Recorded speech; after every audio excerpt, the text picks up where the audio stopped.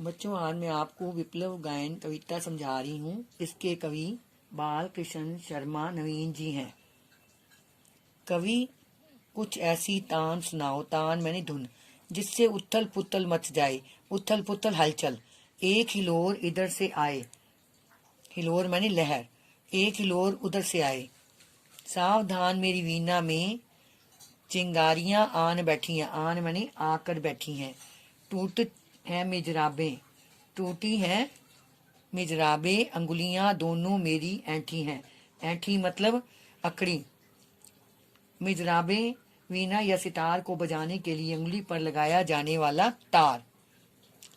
अब इसका प्रसंग देखिए। प्रस्तुत काव्यांश हमारी हिंदी की पाठ्य पुस्तक बसंत भाग 2 के अंतर्गत विप्लव गायन नामक कविता में से लिया गया है। इसके कवि बालकृष्ण शर्मा नवीन जी हैं। यह एक क्रांतिकारी गीत है। इसे नवीन जी ने स्वयं 20 बार गाया था। कवि एक नए समाज के निर्माण का आह्वान करता है। अब इसकी व्याख्या देखिए। कवि कुछ ऐसी तान सुनाओ जिससे उथल पुथल मच जाए। कवि सरस्वती के उपासकों का आह्वान करते हुए उनसे एक ऐसा गीत सुनाने का आग्रह करता है जिससे सब जगह उथल पुथल मच जाए, अर्थात क्रांति आ जाए। फिर देखो, कवि सरस्वती के उपासकों को का आह्वान करते हुए उनसे एक ऐसा गीत सुनाने का आग्रह करता है जिससे सब जगह उथल पुथल मच जाए, अर्थात क्रांति आ जाए। एक हिलोर इधर से आए, एक हिलोर उधर से आए। उन्होंने अब तक मधुर गीत तो बहुत गा लिए। अब ऐसे गीत की आवश्यकता है जिससे क्रांति की ज्वाला निकले।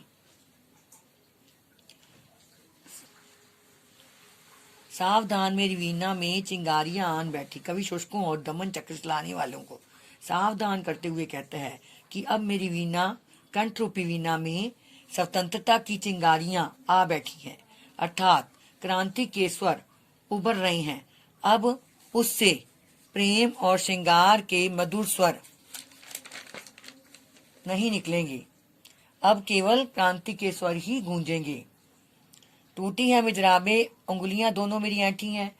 अब तो केवल क्रांति के स्वर गूंजेंगे। यदि वीणा वादक की उंगलियां आकड़ जाएं, अर्थात ऐंठ जाएं, तो मिजराबे टूट जाती हैं, तब अपेक्षित स्वर नहीं निकल पाते।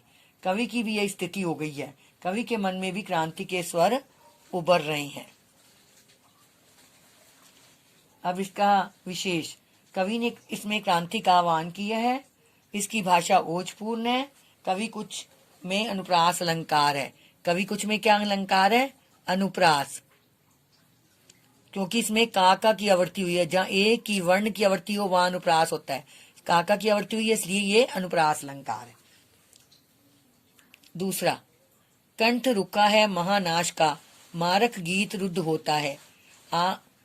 आग महानाश, महानाश का पूरा नाश, पूरा विनाश, पूर्ण विनाश। रुद्ध मैंने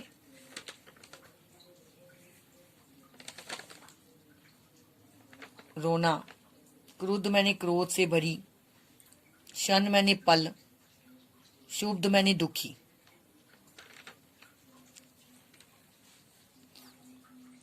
इसका प्रसंग तो पहले वाला ही है, पूर्ववत है। व्याख्या देखिए।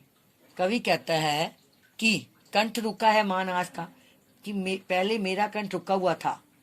मैं चाह कर भी मारक गीत नहीं लिख पाता था, मारक रोने वाला गीत नहीं लिख पाता था। अब यह स्थिति समाप्त हो गई है। आग लगेगी शन में हतल में। अब मेरे हृदय में अंदर वर्तमान शासन के प्रति क्रोध, आक्रोश और घृणा के भाव जाग गए हैं। मैंने क्रांति गीत लिखने का निश्चय कर लिया है। इन गीतों से लोगों को हवा लगेगी, लोगों के हृदय में आग लगेगी। अब युद्ध छिड़ गया है, अब शुद्ध युद्ध होता है। अब युद्ध छिड़ गया है। मेरे झाड़ झखाड़ और दगदग, मेरे क्रांतिकारी गीत से जो आग निकलेगी उससे झाड़ झखाड़ अर्थात गलत रूढ़ियां परंपराएं जलकर नष्ट हो जाएंगी।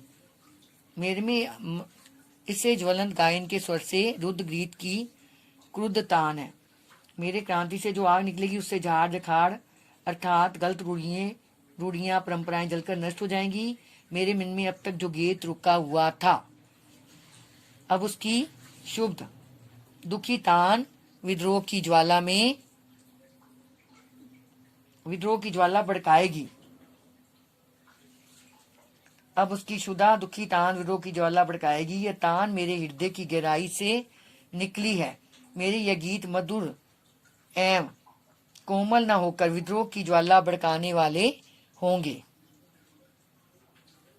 अंतरतर हृदय की गहराई से निकली है। यह तान मेरे हृदय की गहराई से निकली है। मेरे ये गीत मधुर स्वर एवं कोमल न होकर विद्रोह की ज्वाला भड़काने वाले होंगे। इसमें विशेष तत्सम शब्दों का प्रयोग है। इसमें ओज गुण का समावेश है। कण कण में है व्याप्त वही स्वर, रोम रोम गाता है वह ध्वनि, वही तान गाती रहती है कालकूट फनी की चिंता मणि। इस कविता में कवि अपने कंठ से निकले गीत की व्यापकता को बताते हुए कहता है कि यह गीत सारे संसार के कण कण में समाया हुआ है। आज प्रत्येक व्यक्ति का रोम रोम इसी गीत को गा रहा है। वही तान गाती रहती कालकूट फनी की मणि। केवल उस जंगल के प्राणी ही नहीं, भयंकर विष को धारण करने वाले शेषनाग के सिर पर विद्यमान चिंतामणि भी इसी प्रलय गीत का गायन कर रही है।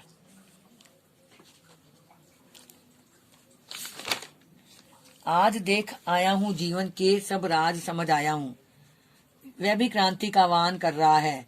शेषनाग भी मेरा क्रांति गीत सुनकर मस्ती में अपना फन हिलाकर झूम रहा है।